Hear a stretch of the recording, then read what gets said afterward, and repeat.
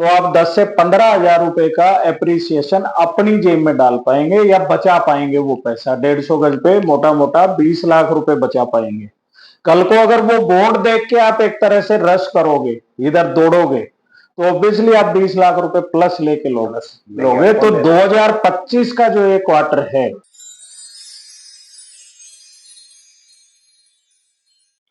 नमस्कार दोस्तों, आप सभी का स्वागत है हमारे YouTube channel ultimate property guide पर।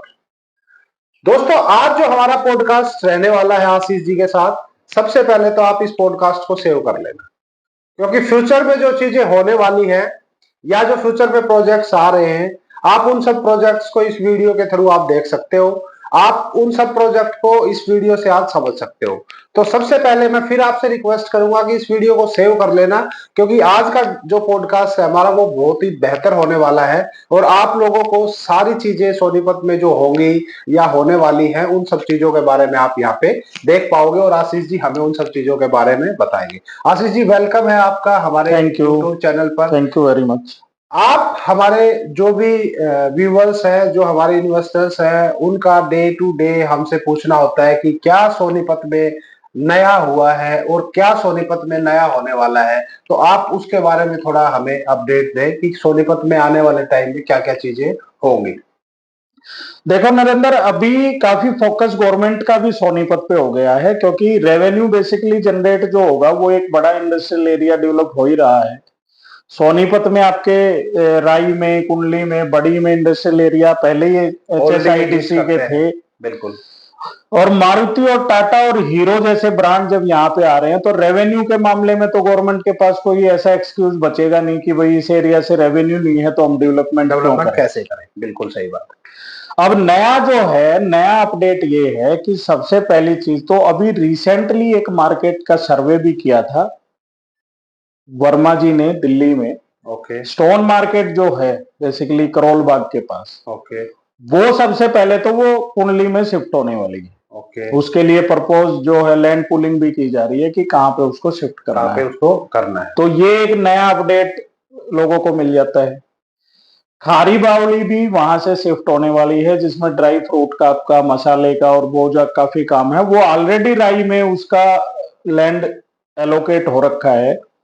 उस पे एक तरह से कंस्ट्रक्शन का जो काम है वो एक तरह से स्टार्ट हो गया है, ताकि पहले ही इंफ्रास्ट्रक्चर डेवलप कर दिया जाए और एक बसी बसाई मार्केट जो है वो किसी तरह से उस वहां के जो ट्रेडर्स हैं स्टेबल करने में चैलेंजेस ना आए, उनको वो चैलेंज फेस ना करने पड़े। उनका जो रूटीन के जो काम है उनमें कोई भी ऑब्स्टेकल्स या हर्डल्स ना आए, ताकि वो डे फर्स्ट से ही अपना काम कर सके। बिल्कुल। तो खारी बावली यहाँ पे फिर शिफ्ट की जा रही है। भगीरथ पैलेस भी एक काफी कंजेस्टेड एरिया है, जो लोग दिल्ली में रहते हैं वो जानते भी होंगे, लाल किला के आसपास वो पड़ता है। रोड का भी थोड़ा सा वहां पे काफी कंजेस्टेड ही रहता है, आना जाना, जाम्स भी वहां खूब लगते हैं। तो भगीरथ पैलेस के लिए भी लैंड पुलिंग इस टाइम कुंडली में चल रही है और उसको भी एक तरह से यहाँ पे शिफ्ट कर दिया जाएगा। आजादपुर मंडी को गन्नौर शिफ्ट किया जाएगा। ओवरसीज की वहां कंपनीज भी रहेंगी, उनके ऑफिसेज भी रहेंगे। यूरोप में एक मार्केट है, मैं अगले पॉडकास्ट में उस मार्केट के बारे में भी हम पूरा बता देंगे कि वो कैसे काम करती है। उसी यूरोपियन मार्केट की तर्ज पे वो अनाज मंडी इस टाइम डेवलपमेंट चल रही है। वहां रोड बनाए जा रहे हैं, शेड डाले जा रहे हैं, इंफ्रास्ट्रक्चर डेवलप किया जा रहा है। अगर किसी को विजिट करना है तो वो गन्नौर जाके विजिट करके उस एरिया को देख भी फिजिकली वो देख सकता है वहां पे। तो कंपनी अगर जिसको एक्सपोर्ट करने हैं, फ्रूट्स आपके हो गए, सब्जियां आपकी हो गई, या उस तरह का जो लोग काम करते हैं, वो सारे लोग भी एक तरह से गन्नौर में शिफ्ट हो जाएंगे। तो ये तो एक नया अपडेट है आपका। दिल्ली से क्या क्या शिफ्ट हो रहा है? शिफ्ट हो रहा है सोनीपत, बिल्कुल हरियाणा में गए तो। हाँ, ओके। अब एक नया अपडेट फिर आ जाता है हमारा मेट्रो लाइन को लेके। मेट्रो जो प्रोजेक्ट आप कह रहे हैं कि येलो लाइन यहाँ पे आ रही है या रेड लाइन यहाँ पे आ रही है, तो उसमें जो हम अब तक सुनते आ रहे हैं कि वो नाथुपुरा तक आएगी, तो उसमें भी कोई रिसेंटली कोई अपडेट आया है? उसमें देखो 2-3 चीजें अपडेट हो गई हैं। अभी देखो लोगों का कुछ का सवाल ये भी होगा कि यार अभी तो नाथुपुरा तक ही नहीं आई, तो उसमें अपडेट क्या। लेकिन देखो गवर्नमेंट जो है कोई भी चीज जो करती है, जिसका बजट उन्होंने पास कर दिया, जिसपे काम चल पड़ा, वो तो एक तरह से उनकी तरफ से गो एड हो ही गया। तो वो तो उन्होंने 27 में डिलीवर करने की जो कमिटमेंट की है उसको तो वे करके रहेंगे। बिल्कुल बिल्कुल। लेकिन पैरेलली अगर आप 27 की प्लानिंग आज नहीं करोगे तो आप एग्जीक्यूट कैसे? हाँ, तो एग्जीक्यूट कैसे करोगे? इम्प्लीमेंटेशन पार्ट तो हमेशा रहता ही है, 2 साल का, 3 तो प्लानिंग आपको फर्स्ट प्रायोरिटी में पहले आपको 1-2 साल पहले ही आपको प्लानिंग करनी पड़ेगी। अब उसमें अपडेट आपका ये आ गया है कि नाथुपुरा, जिसको हम मानते थे कि ये रेड लाइन का लास्ट स्टेशन रहेगा, वो बेसिकली सोनीपत के सेक्टर 7 तक वो एक्सटेंड कर दी गई है। उसका प्रपोजल चला गया है। खट्टर साहब इस टाइम रूरल एरिया का और डेवलपमेंट का एरिया देख रहे हैं, उन्होंने वो पास भी कर दी है। उसका स्पेशल सर्वे भी इस टाइम चलाया जा रहा है कि अगर हम ये 9 से 10 किलोमीटर की एक्सटेंशन देते हैं तो कितना एक तरह से बजट आएगा। और ये जो बजट है ये एलोकेट भी सिर्फ आपको BJP government, Haryana BJP government को करना है, इसमें दिल्ली का कोई रोल भी नहीं है। तो ये प्रोजेक्ट इसलिए भी नहीं फंसने वाला कि भाई आपको कुछ पैसा दिल्ली दे रही हो, कुछ पैसा हरियाणा दे रहा हो, तो ये एक तरह से हम मान सकते हैं। आज की डेट में अगर बात करें तो जो प्राइम रिस्पॉन्सिबिलिटी ऑफ डेवलपमेंट है वो हरियाणा गवर्नमेंट की। बिल्कुल, आप ये कह रहे हो। तो हरियाणा गवर्नमेंट को एक्चुअल में जिस तरह की डेवलपमेंट्स वो खरखोदा में करना चाहते हैं या एज वेल एज सोनीपत में करना चाहते हैं, तो उन सब चीजों को अप ले जाने के लिए या उन सब चीजों को बैकअप देने के लिए उनको ये जो इंफ्रास्ट्रक्चर की हम जिसकी बात कर रहे हैं ये उनको वेल ऑन टाइम करना पड़ेगा। बिल्कुल, यही कह रहे हो आप। अब येलो लाइन भी हमारी बादली से और सीधी आपका गुड़गांव जाती थी, बिल्कुल, उसका एक्सटेंशन का भी प्रपोजल दे दिया गया है। ये न्यूज काफी न्यूज़पेपर में भी, आपका सोशल मीडिया पे भी, आज से अगर हम 20-25 दिन बैक की बात करेंगे तो उस टाइम काफी चल रहा था ये फेज,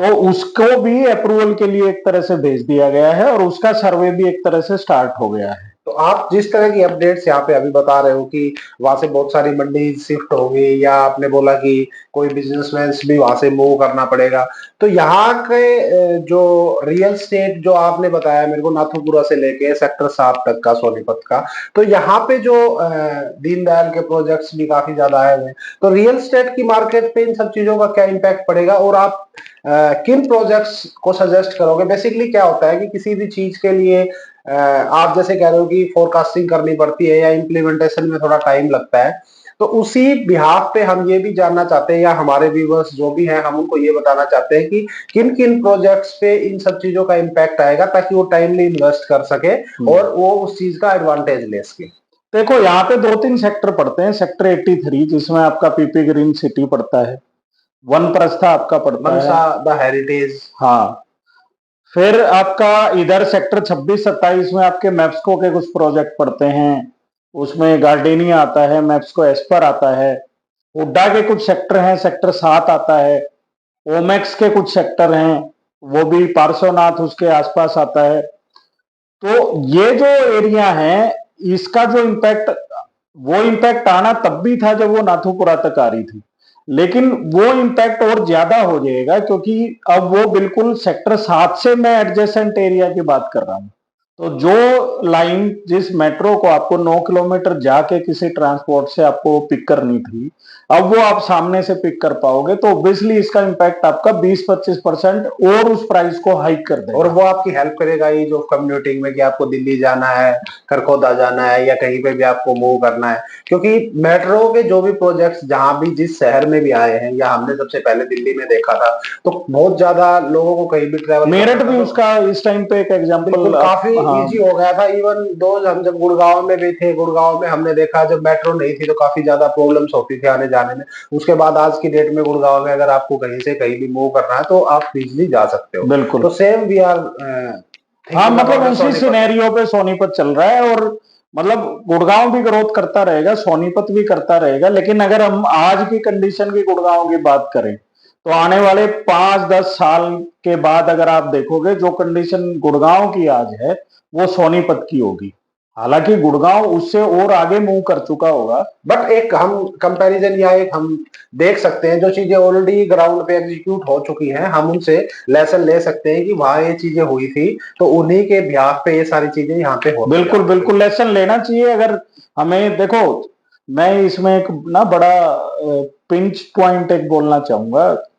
देखो, इन्वेस्टमेंट हर आदमी का फर्ज है करना, क्योंकि पैसा आप रखोगे या खर्च कर दोगे, दोनों ही केस में अप्राइजल नहीं देता। बिल्कुल नहीं आता। इन्वेस्टमेंट में ही आपको एक अच्छा खासा अमाउंट आपको एक अप्राइजल दे पाएगा, प्रॉफिट दे पाएगा।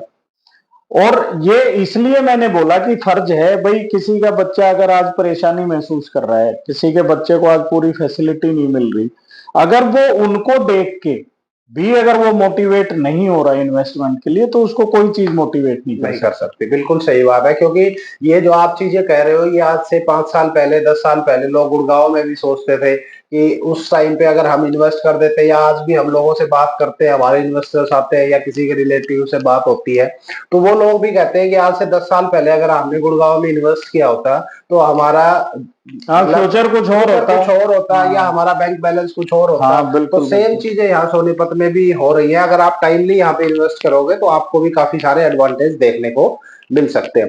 उसके अलावा आपने बात की मेट्रो की, मेट्रो के अलावा भी कुछ रेल के प्रोजेक्ट्स की अगर हम बात करें, रेलवे भी काफी अच्छे से काम कर रही है गवर्नमेंट के साथ कोऑर्डिनेशन। देखो रेलवे में प्रोजेक्ट्स है जो रेलवे में भी ये बेसिकली एक तो ऑर्बिट रेल सिस्टम, बिल्कुल वो इस टाइम अगर किसी को ये डाउट है कि उस पे काम नहीं हो रहा, तो वो यहाँ से आप केएमपी पकड़िए और आप मानेसर जाइए, आपको वो लाइन हाईवे के साथ साथ उसकी लेवलिंग और वो सारा होता हुआ आपको ऑर्बिट रेल सिस्टम का दिख जाएगा। 2026 में वर्किंग हो जाएगी।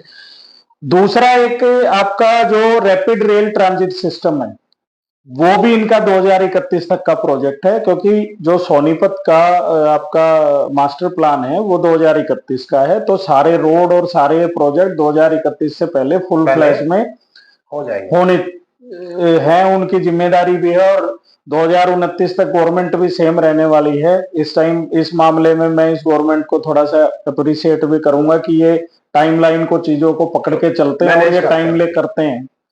तो रैपिड रेल में ऑर्बिट रेल आपका है, वर्किंग चल रही है, 26 में शुरू हो जाएगा। पानीपत तक रैपिड रेल हमारी आनी थी, वो अब करनाल मधुबन तक एक्सटेंड कर दी गई है। लेकिन अभी जो बजट एलोकेट हुआ है वो पानीपत तक ही हुआ है। सर्वे पानीपत से करनाल मधुबन का इस टाइम पे वो कर रहे हैं, लेकिन वही पुराने जो हमने अभी पीछे एक लाइन बोली उसी पे आते हैं कि अगर उनको पानीपत से भी एक्सटेंड करनी है तो पानीपत तक तो उनको पहुंचना पड़ेगा। और सर्वे उनको इसलिए चाहिए कि करनाल मधुबन तक अगर लेके जाना तो उनके पास कॉस्ट का पता होना चाहिए, तो वो करिए, शायद एक ही फेज में देंगे। लेकिन पानीपत तक का बजट ये एलोकेट भी कर चुके हैं, उस पे काम भी अभी शुरू हो जाएगा। UER-2 आपका एक तरह से शुरू हो जाएगा। भी काफी ज्यादा प्रोजेक्ट्स यहाँ पे, या हाईवे की कनेक्टिविटी की अगर बात करें तो हम तो यही बेसिकली सोनीपत में ही रहते हैं। हमने जो अपनी आंखों के सामने पिछले 1.5 साल 2 साल में जो चीजें देखी हैं वो काफी फास्टली मूव हुई है। हाईवेज की अगर बात करें, एक हाईवे जो 334B है, हमने कभी वहां पे रोड बनता हुआ या डेवलपमेंट होती हुई नहीं देखी, सीधा ही हमने उसको चलता हुआ ही देखा। ये तो बिल्कुल फिजिबिलिटी चीजों में काफी ज्यादा क्लियरिटी है। देखो नरेंद्र, सोनीपत को ना इस टाइम हर लिहाज से कनेक्ट करने की कोशिश की जा रही है, क्योंकि यहाँ पे रेवेन्यू जनरेट होने वाला है।